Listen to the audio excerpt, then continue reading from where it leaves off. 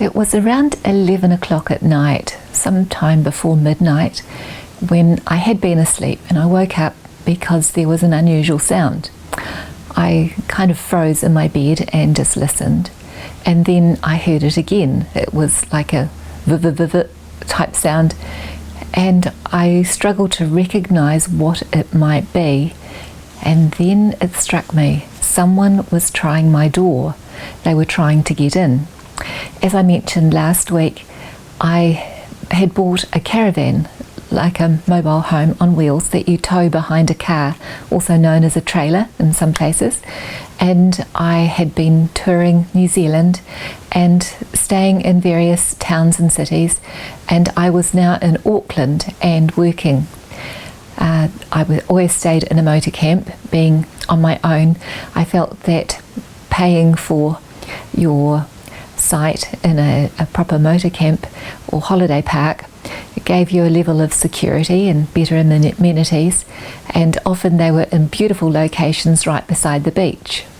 That came with some drawbacks in that they were often in residential areas close to the beach, therefore they had access from the public. Sometimes, even if they weren't meant to, the public did walk through.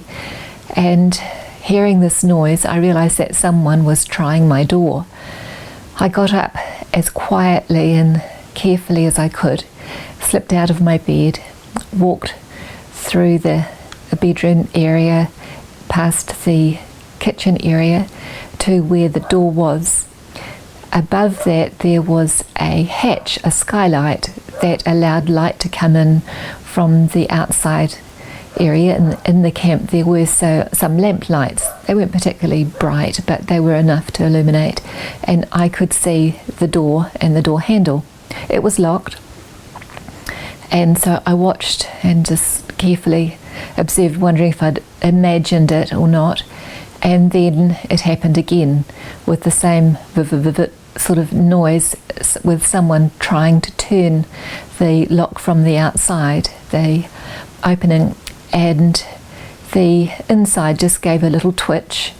It didn't unlock, but it gave a little movement, letting me know that someone was trying to break in. I wondered what to do next. I was in a position of the camp that was toward the back. Behind me, some distance, was a concrete block wall, and I was at the very end, so I had another concrete block wall on the other side of where my car was parked beside me. Behind that, in front of the car, were some trees that were sort of bushes that came right down to the ground, big shrubs, and they were dense in foliage, and I had never bothered to look at them. There were birds that would sit in them, and I'd noticed that from time to time. And there was no one beside me. The camp was reasonably quiet at that time, with very few campers, and there's no one to my side and no one to my front. So I got up to look through the keyhole. There's a little like fisheye keyhole viewer that you could see. It wasn't very good, it didn't show you much, but I had noticed from the outside, when the light was on inside, that you could see a light. So I had placed a sticky cover over it, so no one from the outside looking through that would detect any movement or shadows. So I went to that keyhole, took the cover off, put my eye up to it, and I couldn't see anything. Then I reached up and turned on the outside light. With that, I suddenly saw an outline of a man outside, standing on my step stool, and he jumped off the step stool and ran behind the shrubs that were there, and I couldn't see any more.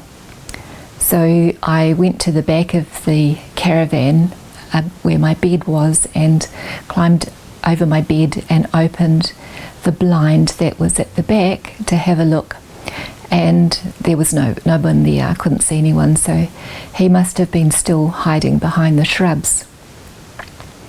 I wasn't sure what to do, so I remembered that I had a starting pistol. So I got that out, turned off the safety, and was getting ready to fire that if necessary. A long time ago, in my childhood, I had a story about my Auntie Ivy, who one night in her street, which was a quiet, poorly lit street in a small town, late at night a car drove up to her place. She had no immediate neighbours and it was dark, and the car contained young people. There was music, and a girl came out from the car. There was a bit of laughter and joking, and she came out from the car and started banging on her door, my auntie's door, and saying, "Open up, open up." And my auntie went to the door and said, "Who is it?" And she said, "Oh, it's me, you know me, open up the door." And my auntie said, "I don't know who you are, what is your name?" She said, "Oh, it's Sharon, Sharon, you know Sharon, open up the door, come on, open it up." And my auntie said, "I don't know you, I'm not opening the door." She said, "Oh, come on, open the door." It was getting quite aggressive about it. My auntie wasn't sure what to do. By the time she had called the police and have someone arrive, it would be several minutes. So then she remembered that she had a starting pistol. Her son had the starting pistol for sports, and he didn't want his small children to play with it, so he had given it to her for safekeeping.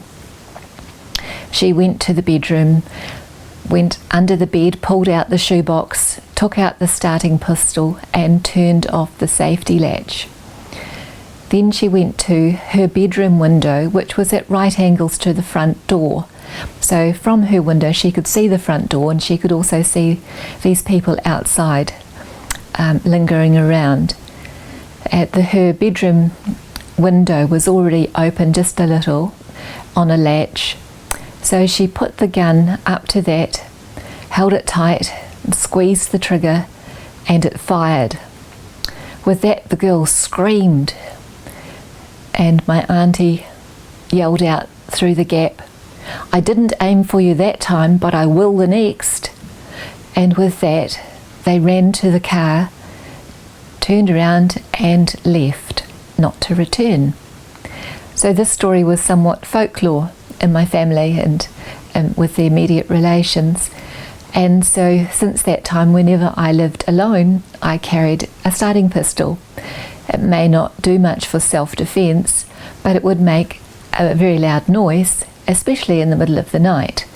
So it would be enough for people to have a look and notice, and to hopefully scare someone away. So I got that out and waited, but nothing happened. The person didn't try the lock again, and I imagine they stayed hidden behind the shrubs until such time they felt it was safe, and then left, never to return.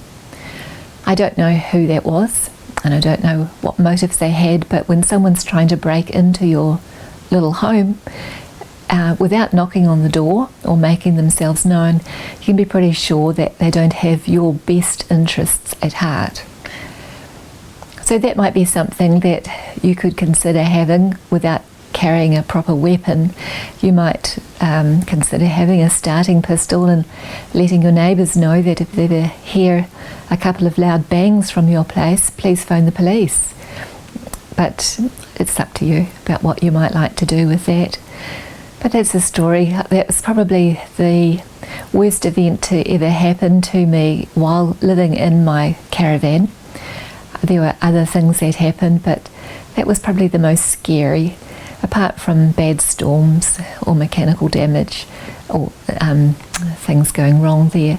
But yeah, it pays to be safe, and it pays to try and make yourself feel secure in whatever way that is. I hope you enjoyed that story, and I'll come back next week with something else. Bye.